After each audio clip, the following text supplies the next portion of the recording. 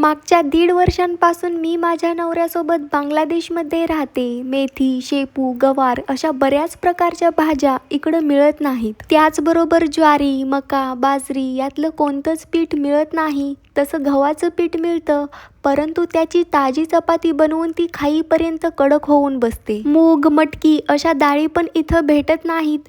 त्यामुळं आपल्या इकडचं जेवण खाण्यासाठी माझी आत्मा तरसून जाते. आणि जेव्हा आम्ही तिकडे येणार असतो त्यावेळेस मी लिस्ट करून ठेवते, आपण तिकडे गेल्यावर मी हे खाणार, ते खाणार म्हणून. तसं मला इथं राहायला अजिबात आवडत नाही, परंतु मी इथं राहते ते फक्त आणि फक्त माझ्या नवऱ्यासाठी. आणि मला भाषा येत नसल्यामुळे बाहेर कुठं जाता पण येत नाही.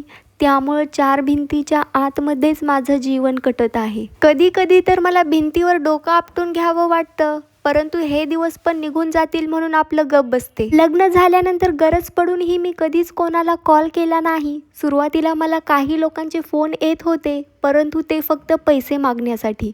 आणि एकदा का मी त्यांना पैसे द्यायला नाही म्हटले, नंतर मला त्यांचा फोनच आला नाही. त्यानंतर माझं रुटीन शेअर करते. आमच्या घरी वायफाय नसल्यामुळे व्हिडिओ टाकण्यामध्ये मला खूप प्रॉब्लेम यायचा.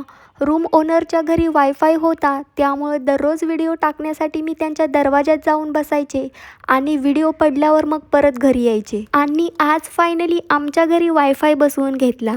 सायंकाळच्या वेळेला मी मांजरीला धुत होते, तोपर्यंत ह्यांचा कॉल आला, जेवण बनवू नको, आज माझा मित्र आणि त्यांची बायको येणार आहे म्हणून. बेंगॉली पद्धतीने कसं जेवण बनवलं जातं ते आम्हाला दाखवणार होते. रुई नावाचा एक मोठा लाट मासा घेऊन आले होते आणि त्याच्याच त्यांनी 4-5 भाज्या बनवल्या. पण आता काय सांगू तुम्हाला, ह्यांनी खूप जास्त तेल वापरतात आणि अर्धा पाऊण लिटर आमचं तेलच उडवलं.